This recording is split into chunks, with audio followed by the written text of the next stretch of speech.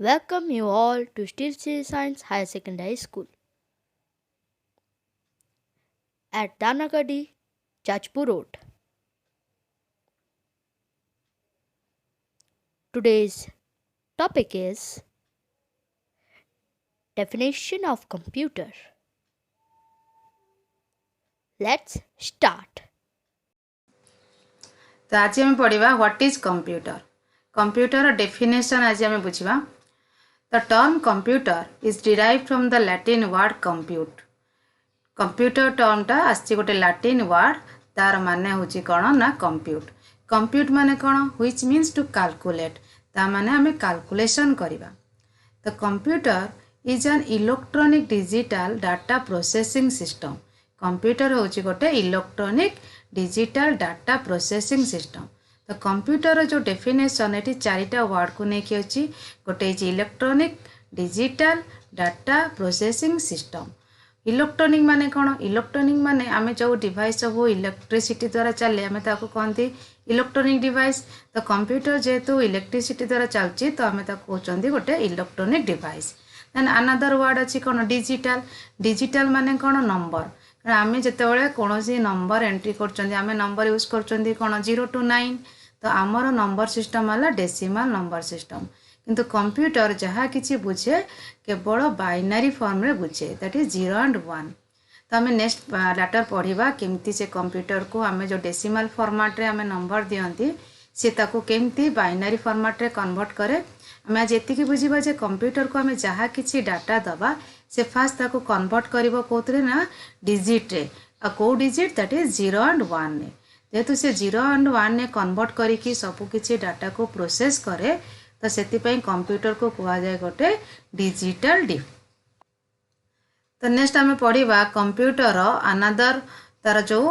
term that is data processing device तो computer को आम कहीं डाटा प्रोसेसिंग डिवाइस कहते तो आम कंप्यूटर को डाटा प्रोसेसिंग डिवाइस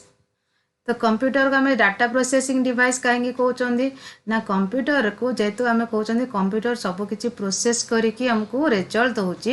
तो ताने आम कौन कर डाटा दौरान तो आम डाटा दौरान से डाटा कौन करसेप्ट करुचे आम जो डाटा दौरान आम क्या थ्रो दौरान ना इनपुट डिवाइस तो इनपुट डिवाइस थ्रो ही आम डाटा दबा तो जो डिवाइस आम यूज कर डाटा ता भीतर कंप्यूटर एंटर करने इनपुट डिवाइस कह जाए तो input device different type of input device सब अच्छे आम ताको लेटर डिस्कसन करवा कौन कौन इनपुट डिवाइस अच्छी किंतु कॉमन इनपुट डिवाइस जोटा आम कंप्यूटर यूज करती आम यूज करती कौन ना कीबोर्ड और माउस से कीबोर्ड और माउस थ्रो आम ताको डाटा दबा और सी कौन कर से डाटा को प्रोसेस कर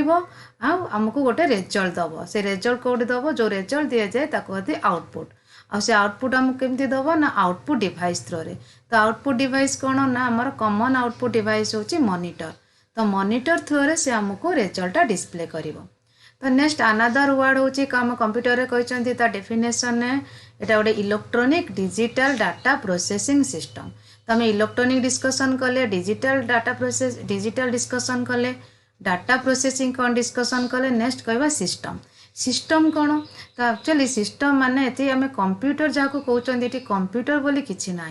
तो आम कहते कंप्यूटर आम इनपुट करवा इनपुट कर कीबोर्ड आउ माउस रे आउ से प्रोसेस कर ना सीपीयू रे आउ डिस्प्ले करुचे मॉनिटर रे तो ये कंप्यूटर वर्ड तो कौटे आसुनी तो एक्चुअली कंप्यूटर क्या कहते ना टोटाल टोटाल सबूक मिसिले ताकू आमे कहते कंप्यूटर कौन कौन मिसुची ना कीबोर्ड मिसुची माउस मिसुची सीपीयू मिसुची मॉनिटर मिसुची तो सबूक जदि मिसिकी काम करेंगे ताकू कहवा आमे सिस्टम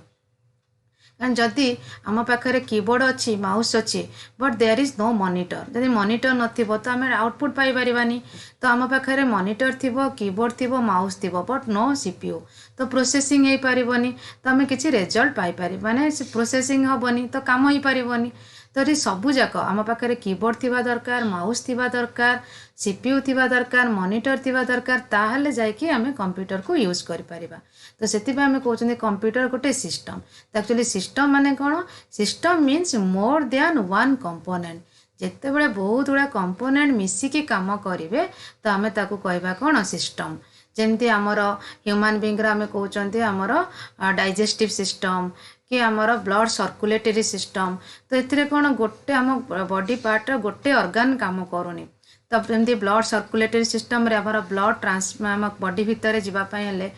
आमको दरकार होची कौन डिफरेंट पार्ट दरकार होची तो भेन दरकार होची